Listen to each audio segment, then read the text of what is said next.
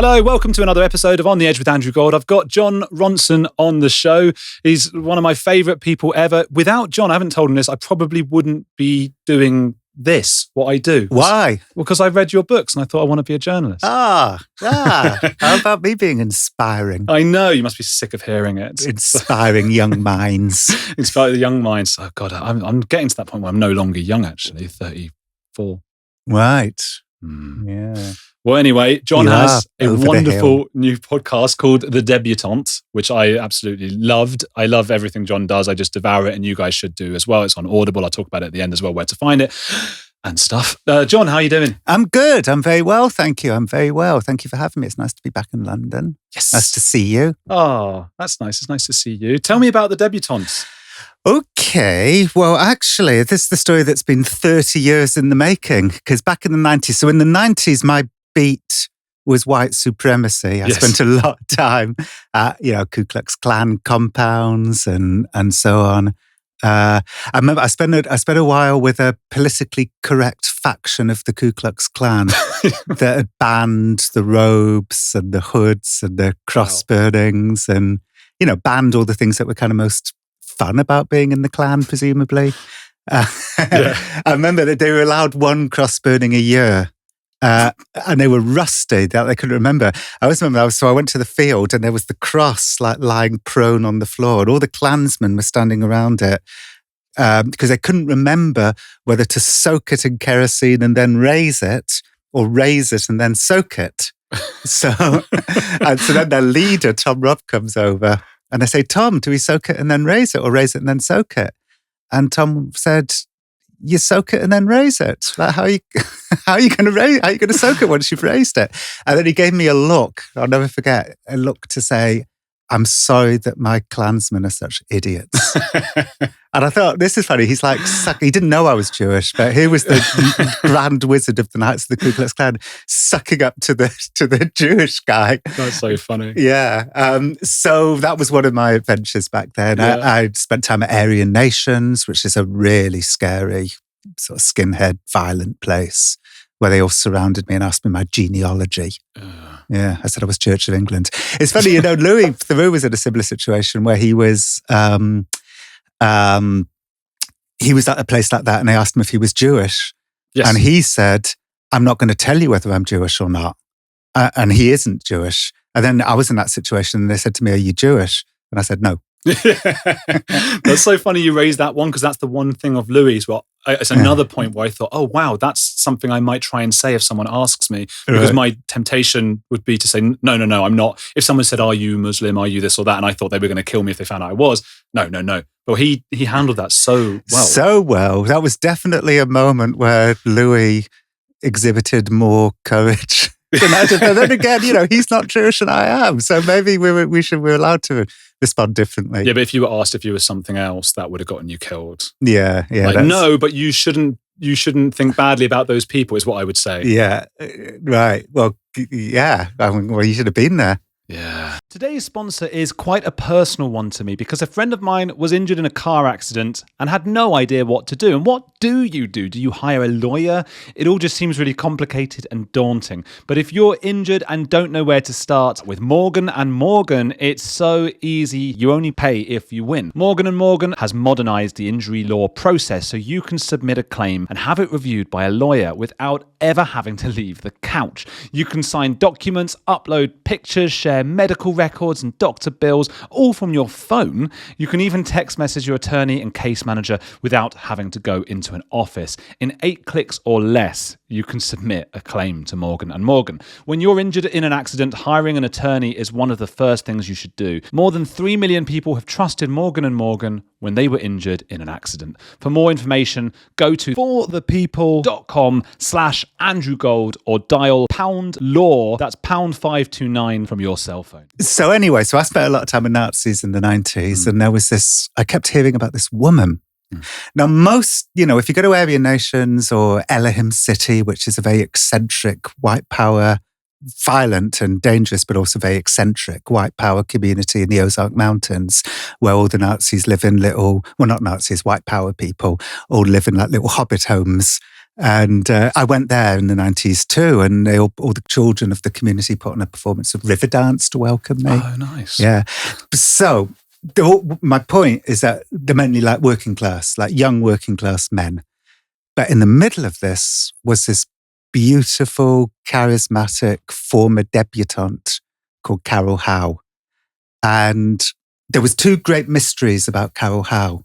One was, what is this debutante from the wealthiest part of Tulsa doing, hanging out in all of these like really hardcore, scary white power places? I mean, at the time she was dating America's craziest white supremacist, a man called Dennis Mahon, who even by Nazi standards was like nuts.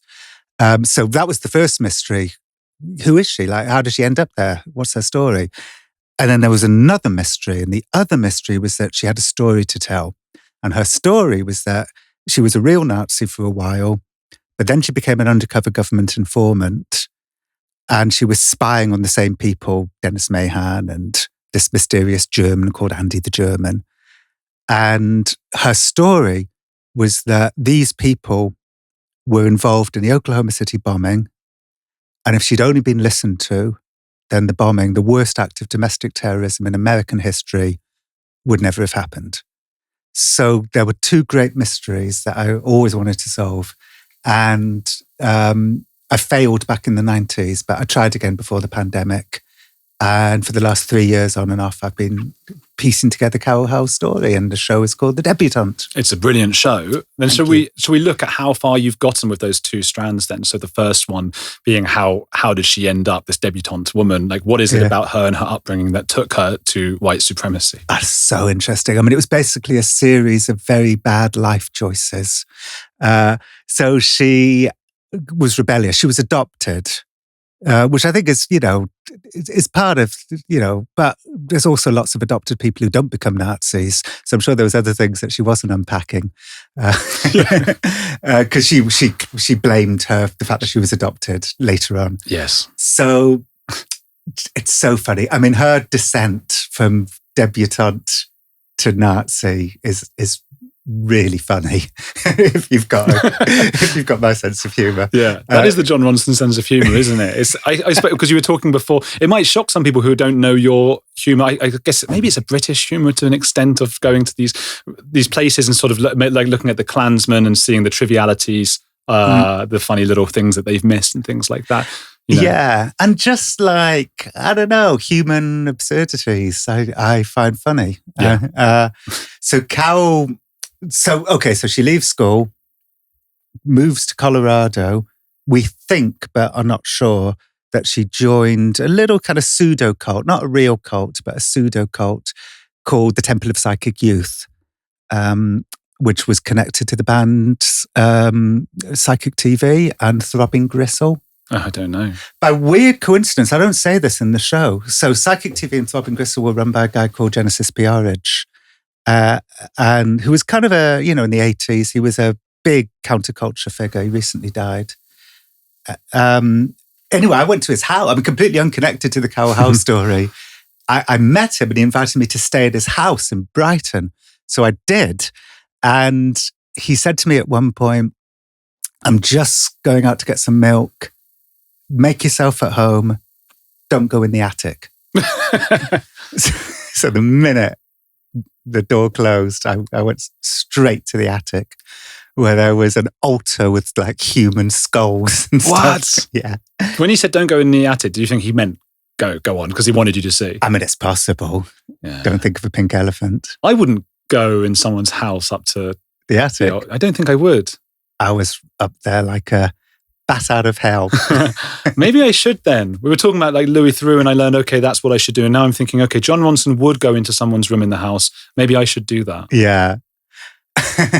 So anyway, we think this is one area of her life where we think we've got it right, but we're not entirely sure. But we think she joined the Temple of Psychic Youth, who would play with like Nazi imagery in the same way that Joy Division did and so on. It was kind of done back then.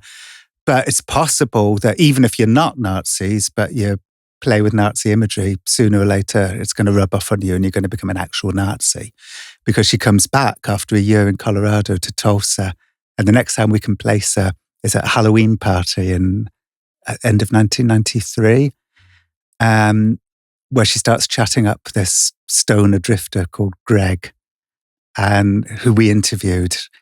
First time he's ever been interviewed about Carol. I said to him, has anyone ever interviewed you about Carol before? And he said, no, only the FBI.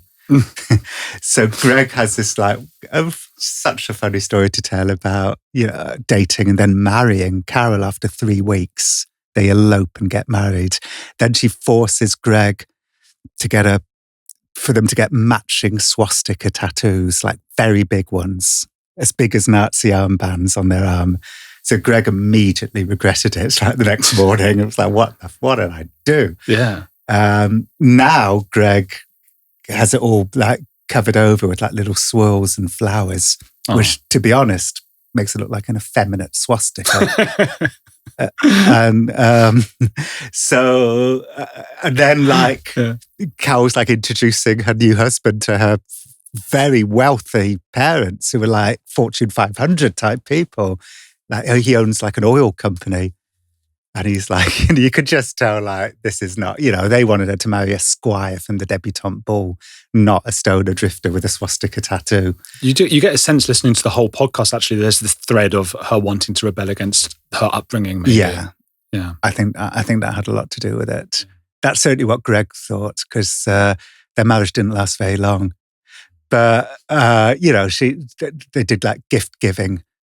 Her parents, bless them, tried to make the most of it. So they wanted to have like a party, to welcome him for the family. And they went to a store and he could buy anything he wanted. And she was buying like a $3,000 crystal horse's head. Wow. Yeah. Michael Jackson levels, that is. Yeah. He said, he felt like Julia Roberts in Pretty Woman. Yeah.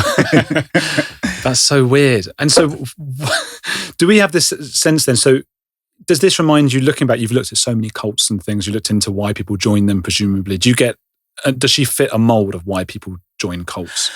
Well, at this point, she's not in a cult. I mean, she was briefly in Psychic TV at the Temple of Psychic Youth. Yeah. But now she's back with Greg and something happens.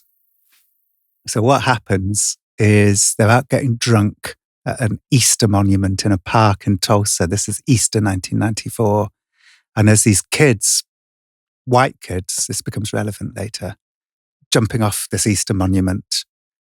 And she thinks they're drunk. Her and Greg are like drunk. And she thinks, that looks like fun. I'm going to jump off the Easter monument. So she jumps off, lands on her feet, and crushes both of her heels. And so Greg like scoops her up, rushes her to hospital.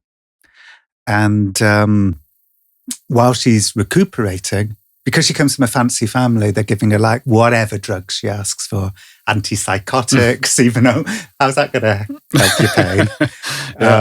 Help your heels. Yeah. But she starts listening to a telephone answering service called Dial a Racist. This is like pre-internet. And if you want your kind of dose of racism, what you do is you phone up this number in Tulsa, and a racist is leaving an outgoing message, and like you phone up and listen to it. The international corporations and the Jews control America, blah blah blah. So might have to censor that bit that you just said, because YouTube will pick up on it. Really, they'll pick up on, even though you're saying the context bit. They don't care. Right. Which is, fair enough, I guess. Yeah. I won't. I'm going to leave it in and see what happens. But it's just funny that's what's going through my head at that point. Okay, yeah. Let's see. Well, I don't need to be deplatformed on my account. I'll call you up and say, can I come stay? You've ruined my channel. Right. Yeah. So while Greg is like running errands for Carol, like doing everything for her as a doting husband, she is, unbeknownst to him, falling in love with the voice of the man who's leaving these racist messages. So she seeks him out and they start dating. So she leaves, like Carol's parents must have thought when she left Greg, they must have breathed a sigh of relief. But then her next boyfriend is so much worse than Greg. Greg is delightful and charismatic. And Dennis Mahon, the man behind Dial a Racist, is nuts. I mean, he's now in jail in prison for 40 years for mail bombing. He sent a mail bomb to a diversity center in Arizona. So he's like properly Yeah. scary and violent and dangerous. Did it blow up? Yeah. No one died, but 2 people were badly injured. Who delivers? It's like just the post office deliver them. Yeah, I think so. They just don't know what's in it, and when you open it, it goes. Yeah, bang. I interviewed one of the women who got blown up, and it's my God. There was a moment when I'm interviewing her. She said she had a piece of glass and metal like embedded in her that they can't get out. So if she ever has an MRI, she can't have an MRI. And I said to her, like, the glass and the metal, did it come from the room or did it come from the bomb? And she said it came from the bomb. Can you imagine? I was surprised when I heard that because I remember thinking, how does she know that? But I guess they've looked at what it is. It's a piece of the... Yeah, I guess, yeah. But she knew. So that gives us an insight into Dennis Mahon. Is it Mahon or Mayhem? It's Mayhem. It's Mahon, Mahon. Oh, yeah. Okay. I would have thought it's like Mahon. I would have. Maybe that's American pronunciation, isn't it? Mahon. Yeah. So Dennis can't believe his luck. Like, he is now dating, this beautiful, smart, charismatic woman. She apparently, according to Dennis, wants to commit acts of violence. And he's like, see, this is why, in answer to your earlier question, I don't know how good Carol is at a sort of why do people join cults, because her poor life choices were pretty unique. Like, they were pretty extreme. And I've spent a lot of time investigating cults over the years, and I spent a lot of time, maybe we can talk about that later. Well, we can think about that as well. I mean, okay, I don't know, just off the top of my head, rebelling against parents. Oh, no question. Needing to feel special. Wanting to be in a little niche, just like we all do on Twitter, an echo chamber. Status. Dopamine rush of being with people who feel the same way you do. With Carol, clearly there was a kind of, wanting to be an outlaw. She later said that because she was adopted, she wanted to feel superior to other people. I guess, that's like, I have no idea what Carol's mental state is. Like, I have no idea if she's got like borderline personality disorder or whatever, but there's something there, right? If you have low self-esteem, your way of dealing with it is to become a Nazi so you can feel like superior to people. I mean, that's a whole pathology in itself. I really like, Will Storr, and he's got the status game. And that just, to me, works. Maybe, I don't know if that does for everyone, but the concept of why we do anything, because we want status in some sort of way. And if you change the rules of the game, it might be easier to climb that particular game. So if you become a Nazi and you happen to be this beautiful debutante, you can probably quite easily climb to the top. Whereas if she just stayed in like the real world with the rest of us, it might have been a bit more difficult for her to get to the top. Yeah, maybe so. But she wanted to be in the shadows. According to Dennis, who I interviewed 30 years ago and got a bunch of letters from prison, he says, but he's a Nazi and consequently an unreliable narrator. Yeah. But, he said she was anxious to commit acts of violence, and he was like, no, I'm going to get you on Oprah. I want you to be an Aryan goddess spokeswoman for the white race. Like, he saw her as a recruitment tool. Mm-hmm. And sure enough, like, he was right. Yeah. He never got her on Oprah.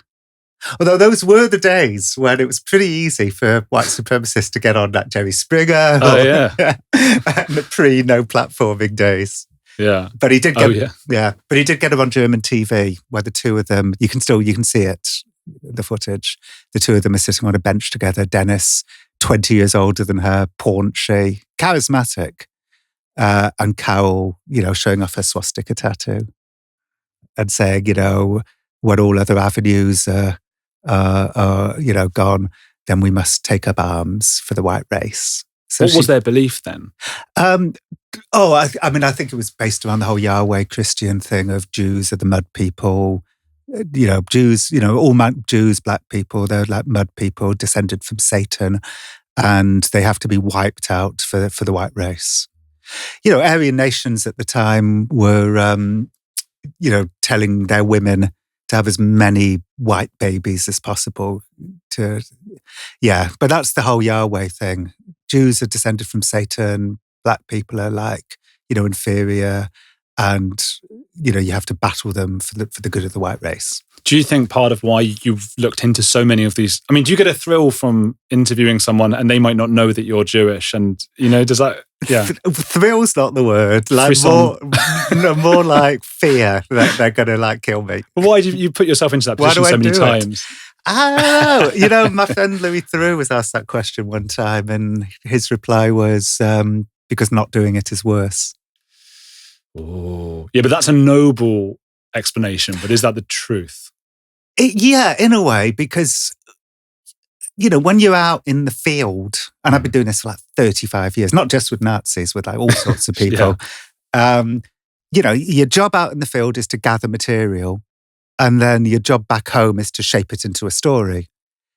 And for me, there is nothing more pleasurable than being at home, and I've got a whole bunch. I've got a load of material that I can now chip away like a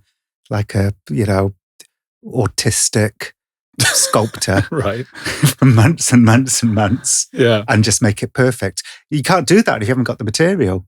So you have to put yourself in unpleasant situations. I don't enjoy the traveling, the going to dangerous places, but what I enjoy more than anything in the world is having the material and being back home and making it work as a story. Okay. So when Louis says not doing it is worse, I think that's what he meant. And it's certainly how I interpreted it. Interesting. I quite enjoy, maybe I'm a bit more naive and younger, because I quite enjoy when I get to be with maybe evil people. Maybe part of me feels good compared to them. That might be happening a little bit.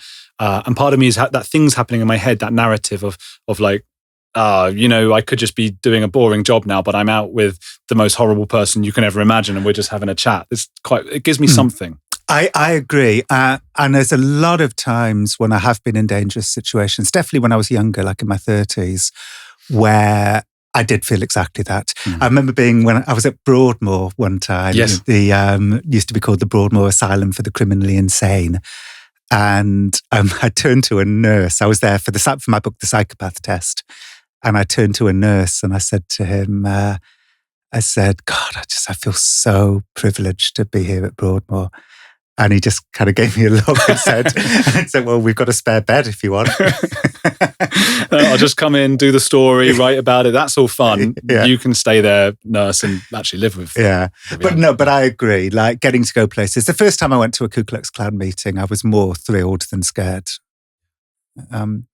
So yes, that's diminished a little bit over time because I just like being on my own back at home more now.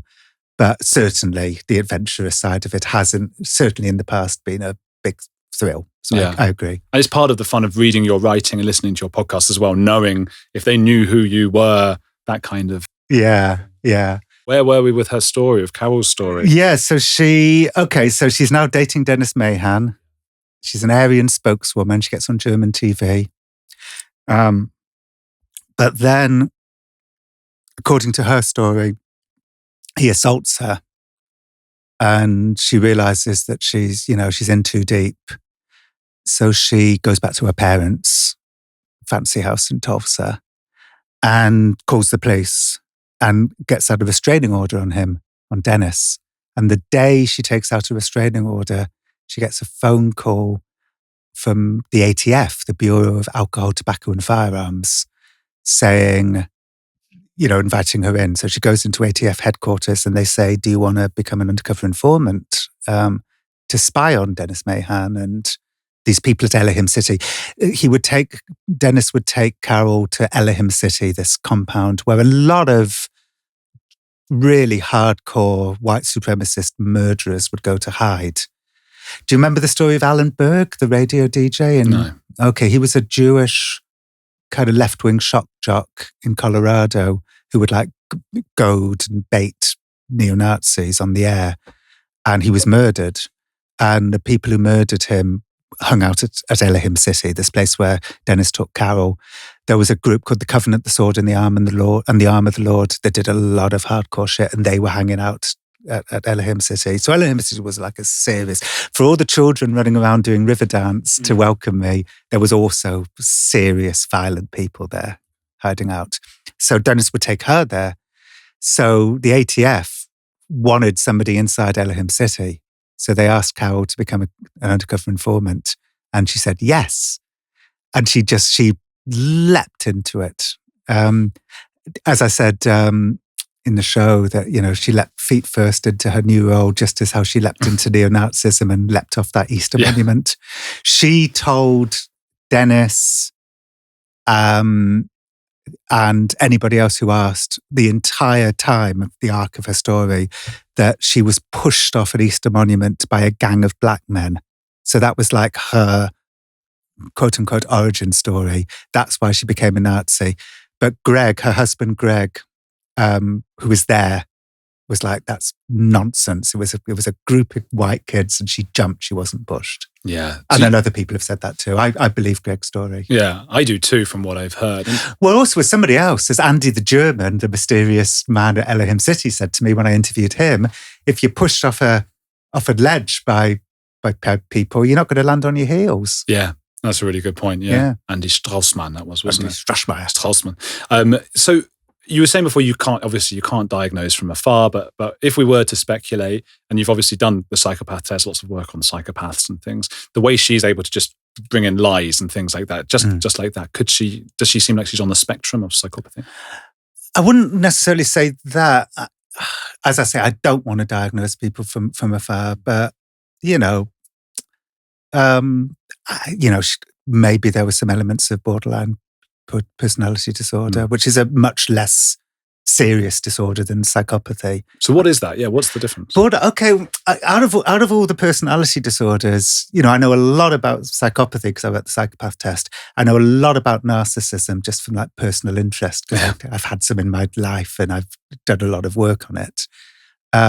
Borderline's the one that I'm a little shakier on, but from what I gather, it's called borderline because it's on the border between neurosis and psychosis.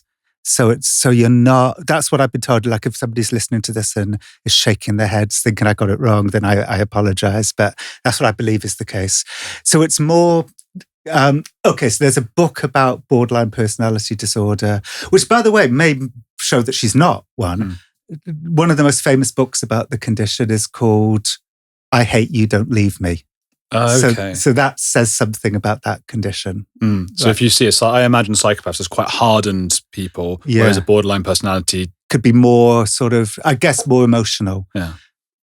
And Carol actually, I wasn't emotional actually. I mean, one of the great things that we managed to do was we got hold of a whole load of material that's never been heard or read before. The tapes where she was wired up and, it was incredible. And then Dennis leaving these threatening answer phone messages. We got hold of those as well, where Dennis is leaving these insane answer phone messages for her. Because the day after she became an informant, he's hiding in her garden. Like she's got a restraining order out on him and he's hiding in her backyard. And he leaves a message. So she calls the police again.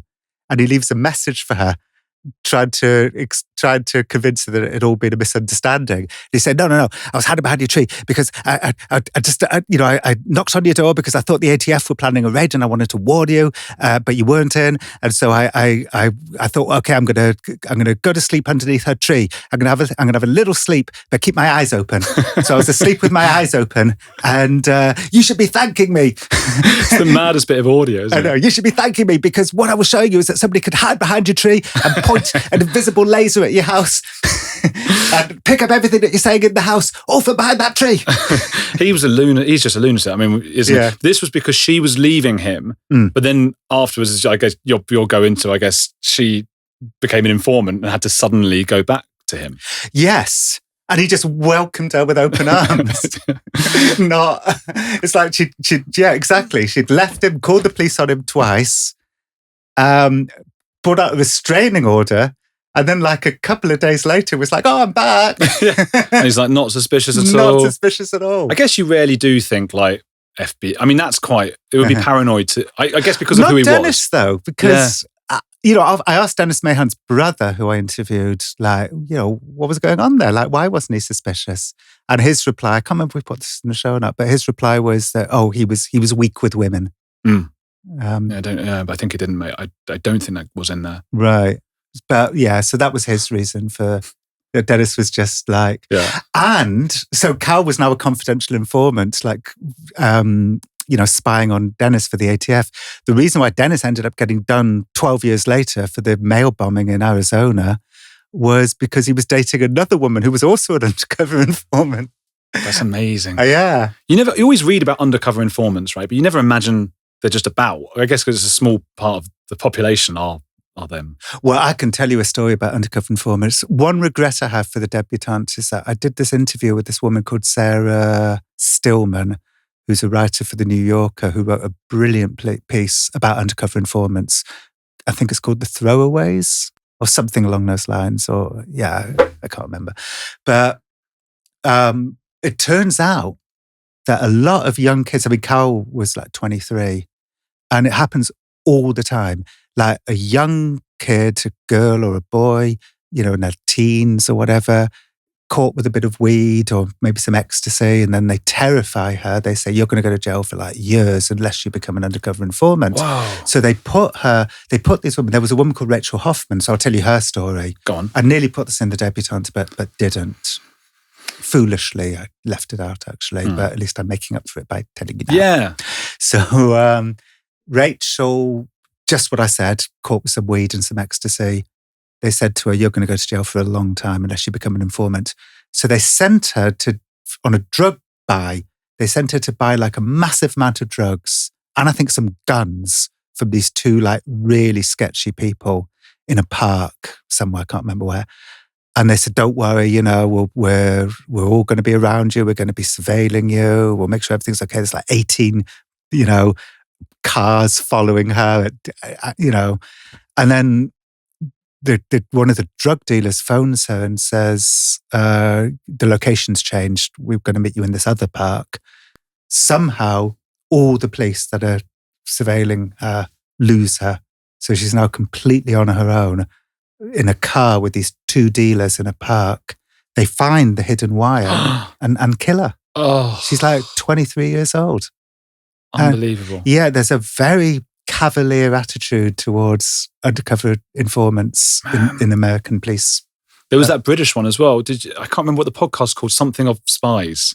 About it was like 40 years where the police were going undercover, a section of the police, and getting in with the left-wing activists and then marrying and having kids with them. Mm-hmm. Like it went so far, they had these entire families. Oh, yes. Yeah, and, that's right. And it was like 20 years later, like the wives would see like the passport. It was like, hang on, that's not you. It was the wrong name. And like, we've got kids together. And they'd be like, oh, I've been busted now. I'm off now. And that's it. Like leave, maddest thing. Can you imagine? Yeah, really weird. I wonder if that's my wife's doing that to me. Isn't it mad? We're so sure that they're not, but yeah. Gosh. It'll explain a lot. It's that every guy I know says that their wife isn't cheating on that. Do they always say like she would never do that. Yeah. But we know statistically that wives and husbands do cheat. So we all seem so happy. We shouldn't be. Yeah. Everything's about to, round the corner, everything's traumatic and awful. Yeah. So Carol is now an undercover informant, wired up. We got hold of the tapes. Nobody's ever heard them before. And how'd you get those tapes? My very good producer, Miles, basically became friendly with somebody from the public defender's office. And he said, meet us in a bar after work. So we thought that, he was going to let us interview him. And instead he said, I don't want to be interviewed, but I'm going to give you something. And he brought along a box. Oh. And he said, it's been sitting on my shelf for 25 years. You've come along to try and solve the mystery of Carol Howe, so you should have it. And it was a box of cassettes. And it was Dennis's answer phone messages. It was the wires. Incredible. Yeah. But we also got hold of something that nobody else, has read before. And it was the diary that she kept when she was at Elohim City, this mysterious compound in Arkansas. It's this long diary. And she's a very good undercover informant. She's making like copious notes. What I don't know is obviously she's not wired at Elohim City because they go like swimming in the creek. So she can't be wearing a wire. But she's like writing it all down. One of the first things she says is, Reverend Millar, who's the head of Elohim City, says I'm excellent breeding stock and I've been approved for residency. And there's all of this stuff about Dennis, who she's like now dating again but this time for the government. And she's like, I'm standing there smoking a cigarette.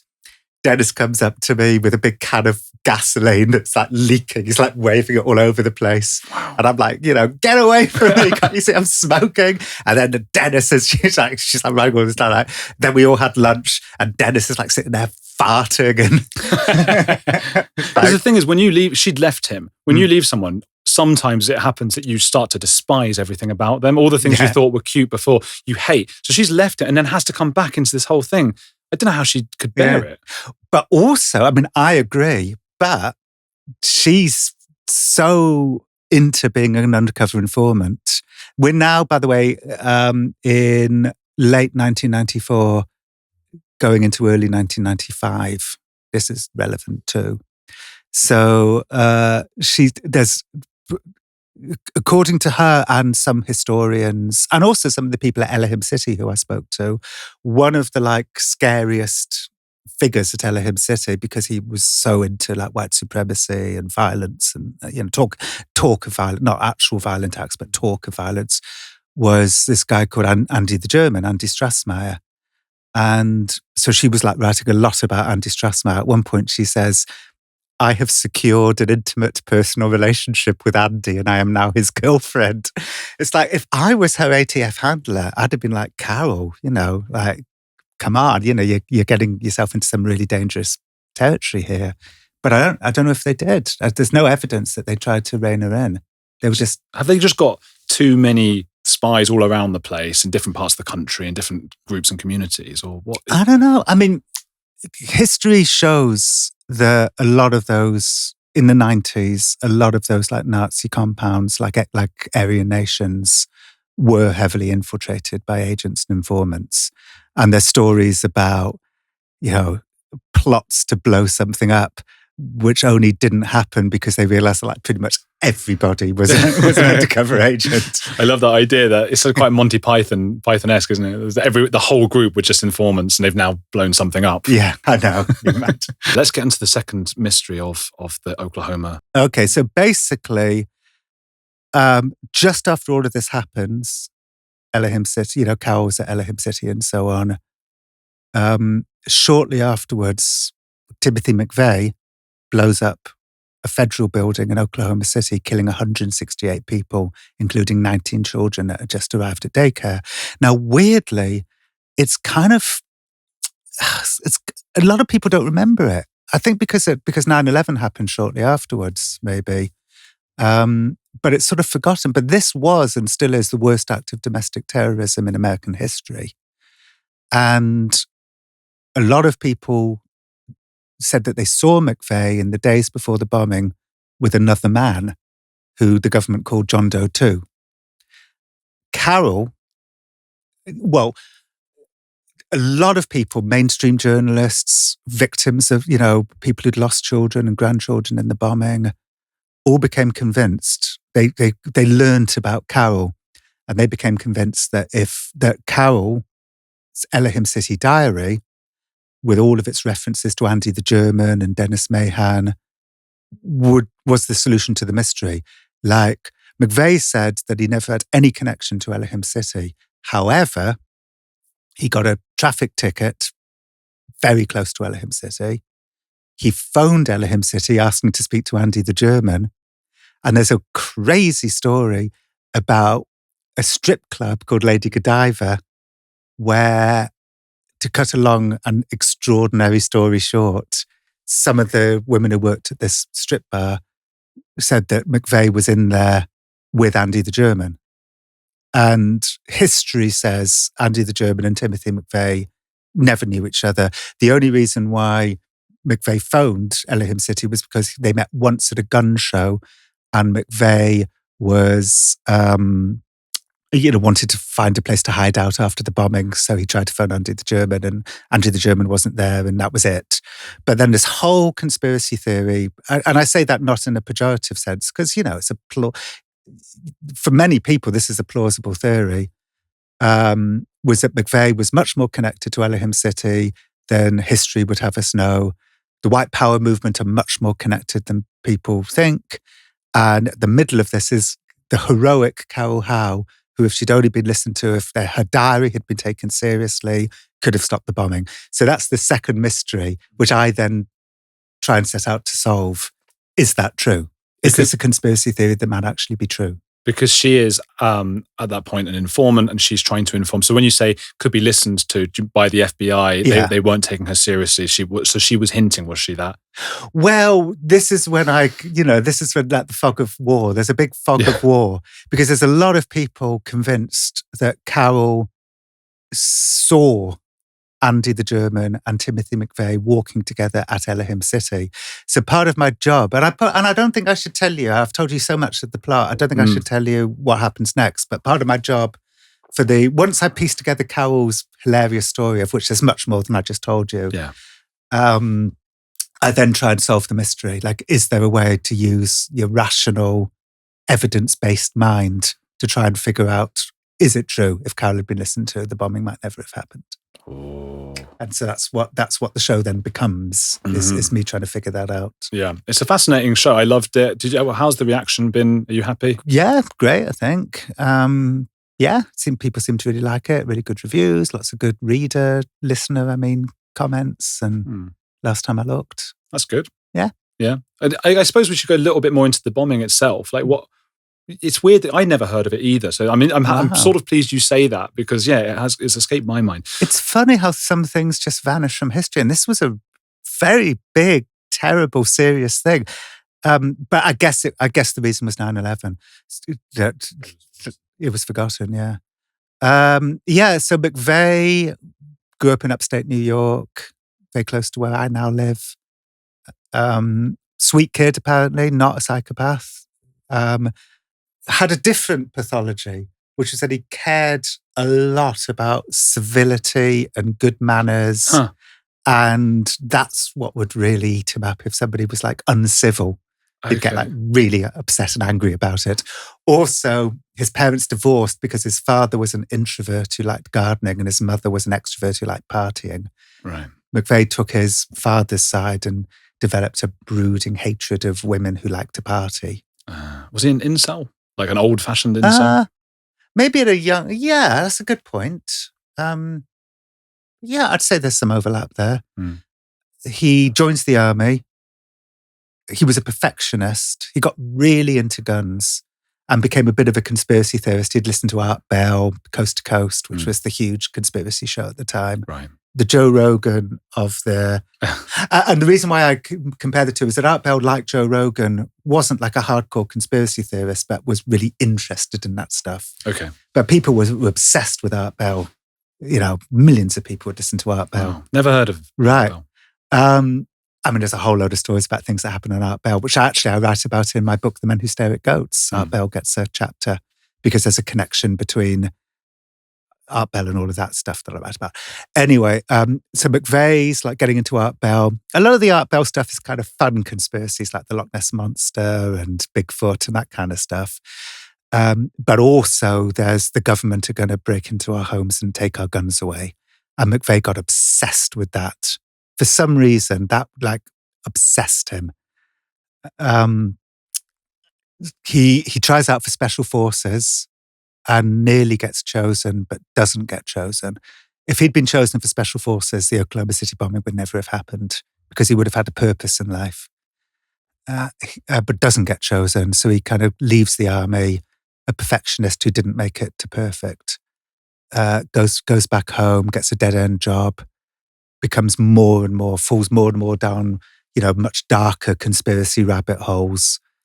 And then WACO happens. And WACO is terrible. The way it ended, certainly.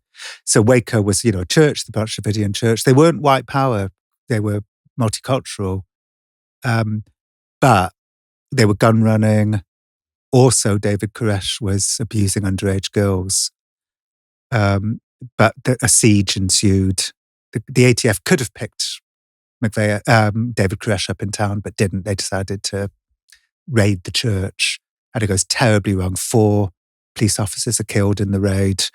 Siege happens. The siege ends with everybody dying in a fire. So for McVeigh, this is like exactly what he and everybody else had been fearing. They're going to take our guns away. So it was WACO that made McVeigh want to blow up the building 2 years to the day later. How did he do that? An ammonium nitrate fertilizer bomb in a Ryder truck. Wow. And he just like blew the building?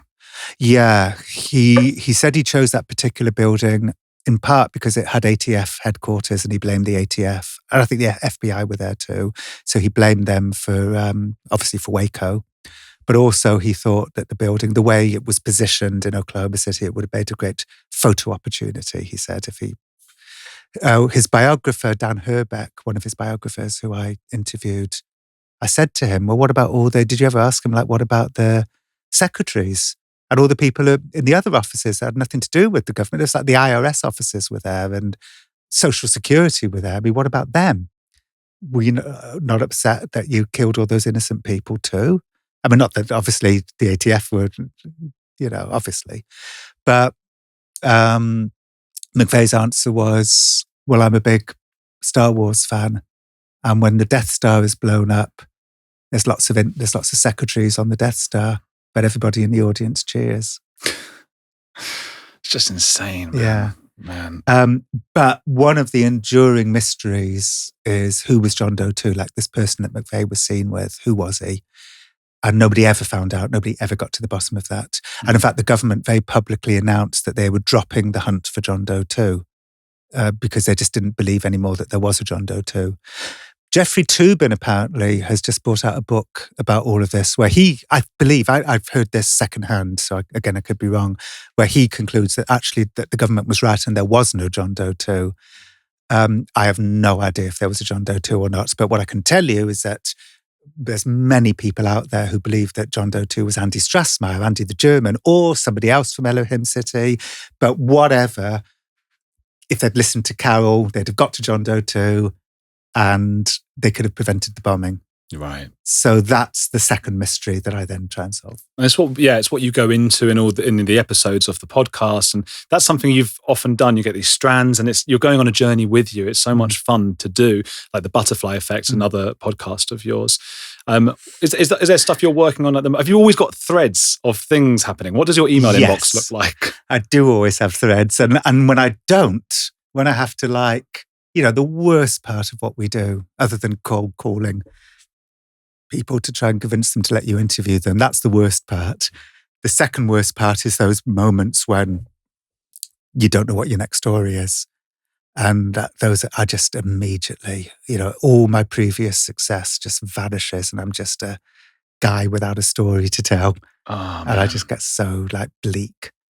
So I always try and have a bunch of threads going at once. Okay. Is there a book? I'm working on a new book and right now I'm working on a new book. And I am working on the second season of my BBC show, Things Fell Apart. Oh, that's so good as well. Yeah, that was very good. I love the books because you see there's the glasses logo. That's like your eyes on the books and you just see them around. You've got to collect them all. It's like Mr. Men. You've got to get all the different books. Yeah, that's a Brighton company called Crush Creative did those designs and so what good. a good job they did. Yeah, I don't know about the content within, but the book cover, quite fantastic. Everyone do go and check out The Debutante. What an amazing, amazing podcast. Really enjoy everything John does. Read The Psychopath Test. Read So You've Been Publicly Shamed. Men Who Stare at Goats. Watch the movie as well. Okja. Watch that Okja movie. Everything else is very widely available, but The Debutante, which is the thing I talked about most on this show, is only on Audible. Yeah. Oh, yeah. Go to Audible. And John probably can't say this, but you can do a free trial and then cancel it after. Don't cancel it after. Just watch it. You could do a free trial with Audible and then just listen to John's podcast. Then you could theoretically do that, but don't do that. I should say that's not something I would do because I'm a very big, and I'm not just blowing smoke up Audible's ass. I'm a big Audible fan. I listen to audiobooks all the time, when I'm walking. And so, I'm a premium subscriber to Audible. But there will be a percentage of people who think, I would like to listen to that, but I don't want to pay the money. So for that group of people, you can do the free trial. For the others who want to sign up forever, do that. Keep watching this show. There's things popping up here for different episodes you should watch.